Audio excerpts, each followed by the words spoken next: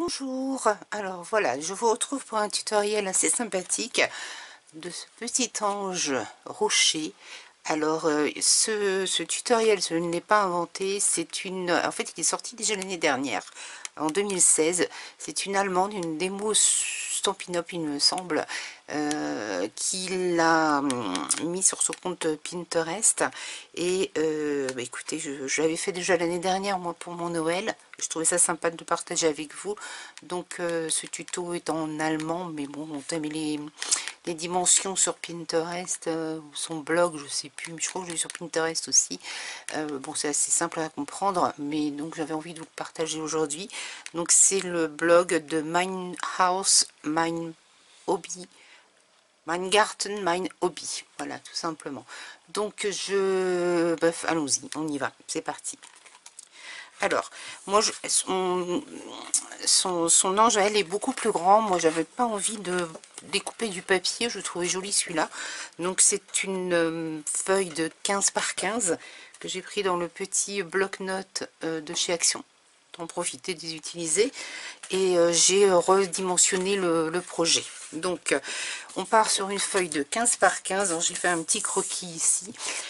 Et nous allons donc faire tous ces traits là, il y a toute cette partie là enlevée et ça donne ce petit ange de cette taille ci qui au final ici fait 9 je crois, et là dans la plus grande hauteur 11, voilà.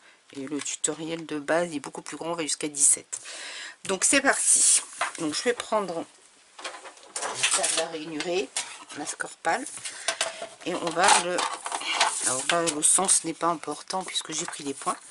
Donc moi, je vais faire tous les 3,5. Donc sur la scorpale, je sais pas comment les autres font, mais moi je fais comme ça. Donc 3,5, si je le veux, je vais le mettre à 4. Je vais le rainurer à 4 en déplaçant mon papier d'un demi-centimètre. Voilà, donc ça va faire 3,5. Ah, si je commence à partir sur le côté, ça va pas le faire. Celui-là, je sais pas pourquoi j'ai du mal à m'y faire mon plioir de la scorpale. Donc voilà, après je vais aller à 7. Donc je remets mon papier dans l'angle. Après, comme je veux 10,5, je vais le mettre à 11. Si je dis pas de bêtises. Voilà. À 11. Et je vais le remettre à sa place pour rainurer à 14. Donc là, nous avons fait la hauteur du projet. Je vais tourner mon papier et j'ai décidé que la base, pour éviter de perdre trop de papier, je vais faire à 2. Donc je l'ai faite à 2. Voici. Et puis c'est tout. Pour tout ce qui est pliage, ça suffit. Si je me trompe, je reviendrai après. Alors, voilà, on fait nos pliages. Je ne sais pas si on voit bien. Voilà, dans ce sens-là, ça c'est la base. La hauteur, elle sera ici. Parce que là, maintenant, ce qu'on va faire, c'est marquer tout ce qu'on a besoin en haut. Donc, c'est parti. Donc, moi, je l'avais. Oui, il est là. J'ai le petit tapis en silicone de chez Stampin' Up que je vais utiliser. Mais auparavant, on va faire nos repères. Il vous faut un crayon papier. Voilà, et une règle. Donc, pour reprendre mon tutoriel ici, donc on va tracer deux lignes à 2 et à 2 pour pouvoir ensuite faire nos traits parallèles. Voilà. Donc, je vais faire mes marques. Donc en tout, ça fera 4. 0, 2. La même chose ici.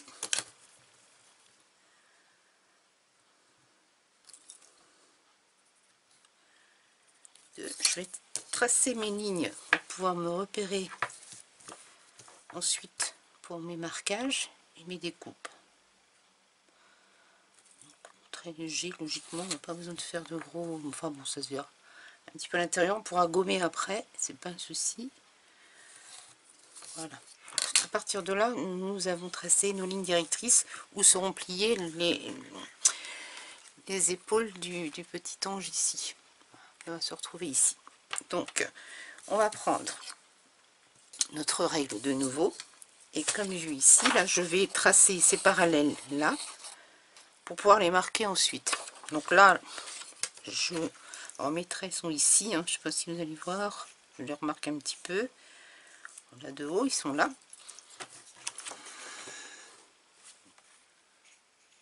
Donc je vais faire mes parallèles. Donc on garde ce bout ici, en sachant que le milieu c'est ce qui se rabattra. Donc je vais jusque là, puisque de toute façon ça devrait s'entrecroiser.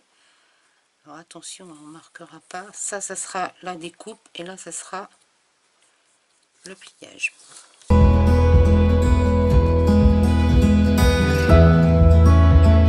Ça on l'enlèvera, et ici on marquera. Voilà.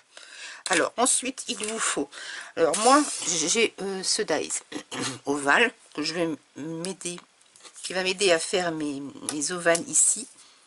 Je sais pas si on dit mes ovales d'ailleurs, je crois que oui, de ce côté et de ce côté, enfin, des deux côtés je voulais dire. Par contre à la maison vous n'avez pas ça, vous n'avez pas de die, vous prenez une assiette, hein, puis vous faites attention de bien le caler le bout de bord à bord. Alors ici vous avez le bas, oui, on voit, c'est bon ici. Donc, et de là à là. Alors moi ce que je fais avant, c'est je découpe. C'est plus facile de s'y repérer. Je sais pas pourquoi. Je trouve que je fais moins de bêtises et je repère mieux. Je repère mieux ma forme par la suite. Donc moi dans un premier temps, c'est ce que je vais faire. Je vais découper mes extras. C'est mon ciseau de base que j'ai pu, mais c'est pas grave. Donc vous voyez, nous allons enlever. Là, je vais faire dans l'immédiat, je vais enlever toute cette partie-là, je vais enlever ici et ici. Et je vais couper là pour avoir tous les bords de mon papier. Je trouve que c'est plus aisé même après pour pouvoir faire nos formes qui sont pas évidentes à plier. Le fait d'avoir déjà les découpes, c'est plus aisé de le faire par la suite.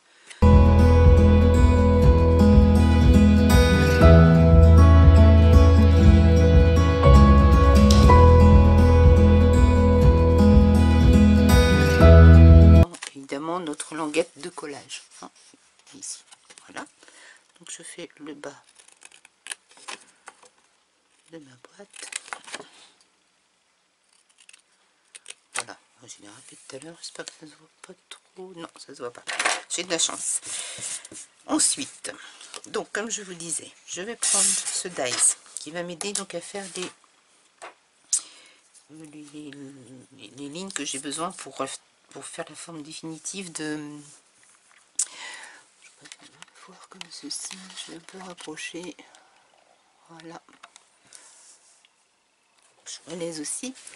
Alors, donc je vais venir de ce bord à ce bord, placer ce dies pour marquer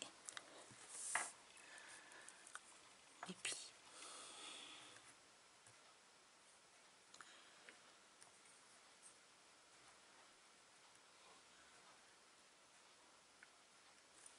Ici. Alors je n'ai pas complètement tout au bord, hein, puisque mon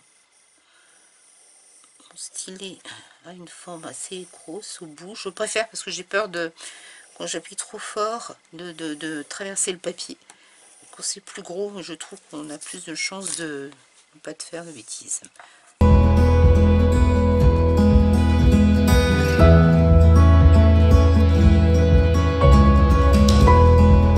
Et voilà, notre petit ange est pratiquement fait. Il n'y a plus qu'à le mettre en forme. C'est parti. Je dézoome un petit peu. Vous avez vu, donc vous avez là les marques de fête, et nous allons... Ah si, j'ai oublié. Il faut aussi marquer ces plis là.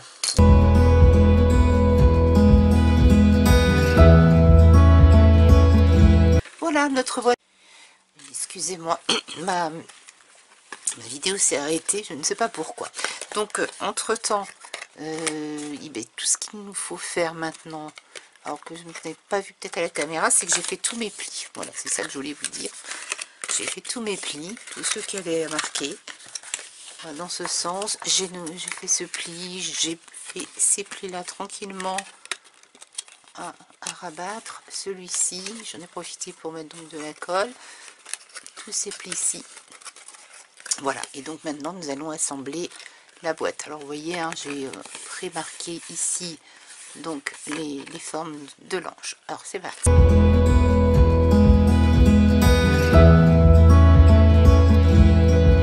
Donc je vais fermer ma boîte comme ceci. Ça prend forme, ça prend forme.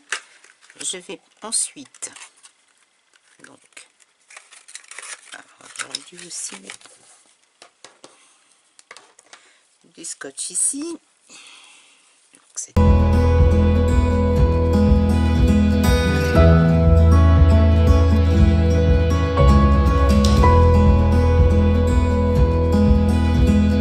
voilà. L'avantage des vidéos, c'est que ça prend la patience.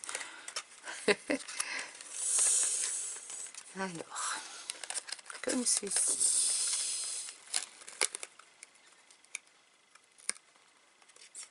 Bien droit. Je n'ai pas mis mon scotch correctement. Je pourrais faire de l'autre côté. Ce sera mieux. Voilà. Sinon, ça va coller. Voici. Mettre bien droit. Je suis encore décalé, excusez-moi. Voilà. J'ai mis de la colle partout, il fallait pas. Bon, c'est pas grave. Voilà. C'est là que ça va être un peu embêtant quand même. Alors, c'est pas grave. Il y a toujours un remède. Je sais pas si vous avez ce petit outil. Moi, je ne peux plus m'en passer. Et ça me sert donc quand je fais de l'embossage à chaud. Ça m'évite d'avoir... Alors, ça fait pas très joli. Je vous masquerai un petit peu après. Mais c'est aussi un anti-adhésif avant tout. Et voilà, quand on fait ce genre d'erreur, ben, tout de suite, ça peut être réparé. C'est le Ikea Success. Enfin, je ne sais plus exactement comment ça s'appelle. J'essaie de vous retrouver la référence pour celles qui le veulent. Voilà. Donc, comme vous voyez, on fait des bêtises. Il est pratiquement terminé. Donc, je vais mettre ceci, je le rabats à l'intérieur. Voilà. Et nos plis que nous avons fait auparavant vont nous servir maintenant. Voilà. Et le final. Alors, on va peut-être le faire avant. Des fois, ça peut se faire tout seul, d'autres fois moins bien. Donc, il vaut mieux garder comme ça d'abord. Et ici, on va venir chercher le pli que nous avons fait de la boîte. Vous voyez, en appuyant, l'ovale se forme. On va faire la même chose de l'autre côté. En appuyant un petit peu ici. Voilà, ça se fait tout seul. Super, ouais. J'adore. Et donc, nous avons ces petits rabats ici. Alors, on va charger dedans. Alors, c'est mieux, ça tient mieux. Quand il y a déjà j'ai des œufs de Pâques. Je vais en train de brûler. Je vais quand même en mettre dedans parce que ça me permet de tenir. Hop, hop. On peut en mettre pas mal, hein. Je sais pas si vous voyez, mais il y a quand même un contenant assez conséquent. J'ai même pas mis à la moitié de la boîte encore. Donc, on y retourne. Voici. Et hop, ça se rabat. Tout simplement. Et vous avez votre range qui est presque terminée. Alors, comme vous avez vu ici, moi j'ai pris... Alors, je vais dans l'ordre, hein, excusez-moi. Donc voilà, donc ça c'est la forme de votre boîte. Alors, moi, pour le faire tenir ici, je mets un glue dot. Beaucoup plus simple. On peut ouvrir plus facilement par la suite. Voilà. Donc j'en positionne un ici. Ça permet de maintenir le haut bien tranquille, bien droit.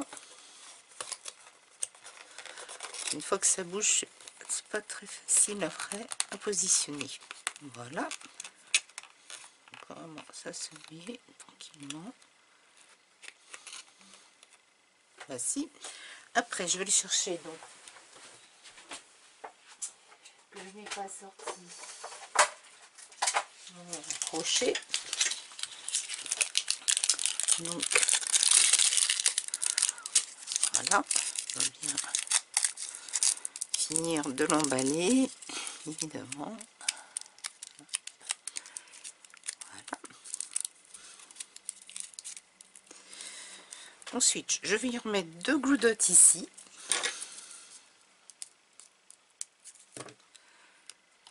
Hop.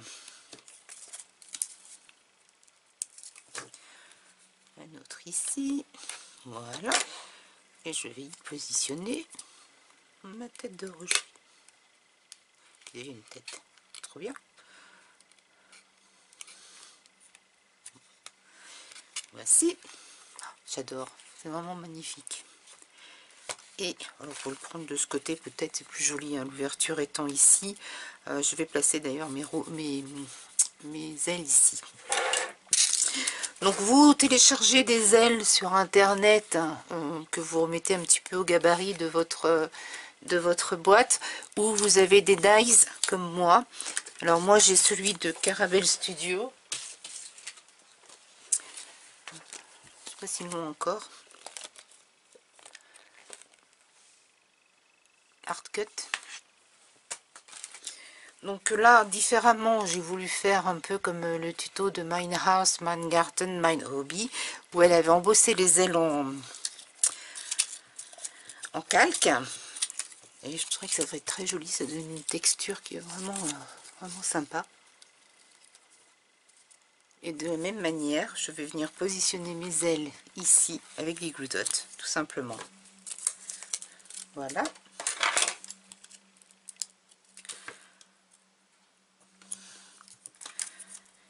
Alors l'ouverture, je vais laisser à l'arrière, hein, c'est plus joli. Alors sinon, après, vous pouvez très bien... alors là, c'est du papier glacé, je ne l'ai pas fait, mais sur un papier uni basique, comme elle l'a fait d'ailleurs dans son tutoriel, de mettre Joyeux Noël ici, ou Bonne Année, ou pour un baptême. Parce que ce genre de choses, vous pouvez très bien l'utiliser pour un baptême, pour une naissance, pourquoi pas. Enfin voilà, je pense qu'on peut le décliner différemment. Bon, Noël, c'est déjà beaucoup, mais... voilà, donc je positionne ici, donc je reviens à mes ailes, hein, les petites ailes là, je sais que ça tombe, je fais en sorte que ça tombe, là c'est pas évident parce qu'il faut le mettre dans ce sens là pour que vous voyez bien, voilà, bon, ça a l'air d'aller, j'ai un glue dot sur l'autre aile, comme ceci, côté embossage, et je vais le placer. Je vais essayer de le faire dans l'autre sens, mais j'aime moins. Vous pouvez essayer éventuellement si ça vous, voilà, si ça vous convient. Voilà, mon petit ange est terminé. Je l'adore, c'est trop joli. Vraiment, c'est vraiment une super trouvaille ce qu'elle a fait cette dame. Je pense qu'elle est, il me semble qu'elle est des moufs, son pin-up. Voici donc, faire un peu plus joli. Les petits anges de fée. En fait, ça va assez rapide. Une fois que vous avez pris le coup de main, c'est assez rapide à faire. Voilà, nous voici tous les deux. Voilà, pour pouvoir faire plein de bonnes choses. C'est magnifique. Franchement, c'est une tuerie, je trouve. Voilà, alors à vous de les customiser, d'utiliser le papier que vous désirez. Je pense que là, je vais garder ça, mais je vais en faire aussi en bleu marine. Je vais voir ce que ça donne. Ça me plairait bien en bleu marine. Voilà, donc j'espère que ce tutoriel vous aura plu et je vous dis à très bientôt. Au revoir.